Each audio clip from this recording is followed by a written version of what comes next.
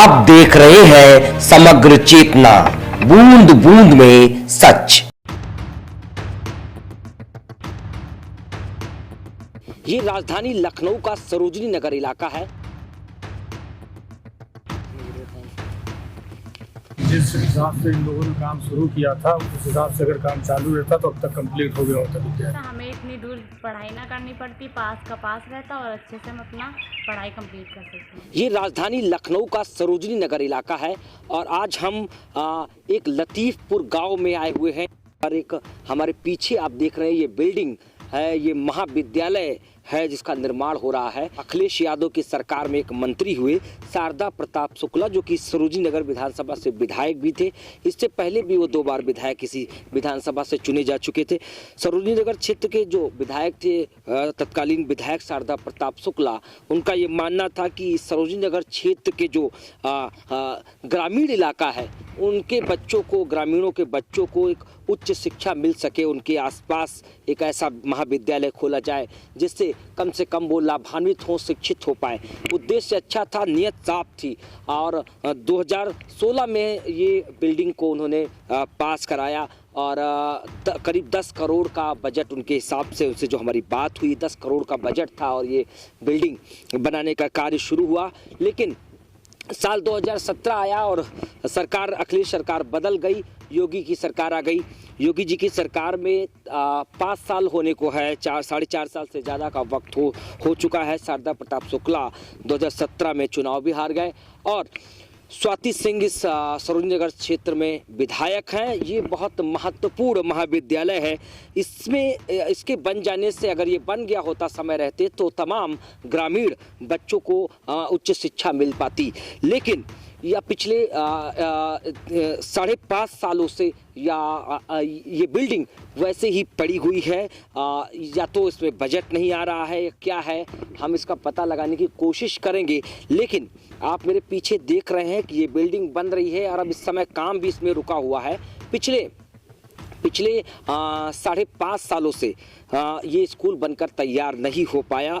अगर ये स्कूल तैयार हो पाता तो शायद इस क्षेत्र के, ग्रामीण क्षेत्र के बच्चे आज लाभान्वित हो रहे होते। अब क्या वजह है, गवर्नमेंट पैसा नहीं दे रही, ठेकेदार क्या हुआ क्या नहीं हुआ। फिलहाल ये है काम धीमा है, काम इसमें बंद पड़ा हुआ है, आगे कोई विकास पड़ जाएगा। बड़ा प्रोग्रेस होता क्षेत्र का। शारदा प्रताप शुक्ला वो व्यक्ति हैं जिन्होंने सरोजनी नगर क्षेत्र में बहुत काम किया है। जो लोक बंधु अस्पताल था, ये उनकी ही देन थी। इसके साथ ही जो सरोजनी नगर की तहसील है, कहा जाता है कि ये भी उनके ही प्रयासों से सरोजनी नगर वापस आई थी। बहुत सारे विकास कार्य सरोजनी नगर में उन्होंने कराए हैं। बहरहाल आप मेरे सामने देख सकते हैं, हमारी शारदा प्रताप शुक्ला जी से बात भी हुई तो उन्होंने बताया कि इस बिल्डिंग के अंदर जब वह मंत्री थे, जब इस बिल्डिंग को उन्होंने पास कराया था, इस महाविद्यालय को पास कराने का काम किया था, उस समय करीब 10 करोड़ का बजट उनके हिसाब से जो आकलन किया था उन्होंने कि 10 करोड़ रुपए इसमें लगेंगे।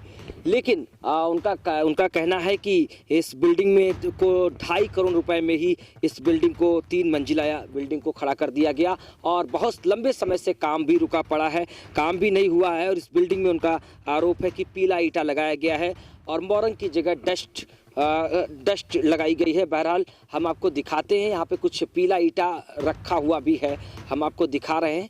ये पीला ईंटा है, जो कि आरोप है कि ये पीला ईंटा लगाया गया। ये पीला ईंटा है, ये देखिए, ये पीला ईंटा है, साफ टूट रहा है। ये पीला ईंटा इस बिल्डिंग में बहुत सारा यूज किया गया है।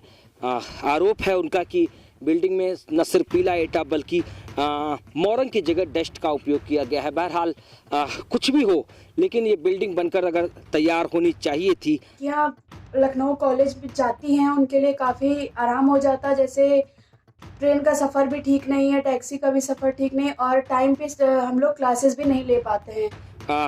बहुत सारी उम्मीदें हैं। वर्तमान मंत्री हैं या इस विधानसभा से स्वाति सिंह, जो कि सरोजनी नगर क्षेत्र से भारतीय जनता पार्टी में वह राज्य मंत्री हैं और उनके ऊपर बड़ी जिम्मेदारी है। उनसे सरोजनी नगर क्षेत्र की जनता के लिए ये जो महाविद्यालय बना था, जो शुरुआत हुई थी अखिलेश सरकार में, वो सरकार बदलने के चलते रुकी पड़ी है, ये काम इसका रुका पड़ा है। उनसे बहुत सारी उम्मीदें हैं। अब शायद अब इस सरकार में तो ये बनने से रही, लेकिन अगले टर्न अगर जिसकी भी सरकार आए और अगर ये विधानसभा में रहें तो शायद ये कुछ हो पाए। बहरहाल हम कोशिश करेंगे कि ये जानने की कि ये काम आखिर क्यों रोका गया है। देखते रहें, हमारे साथ बने रहें, देखते रहें समग्र चेतना। नमस्कार।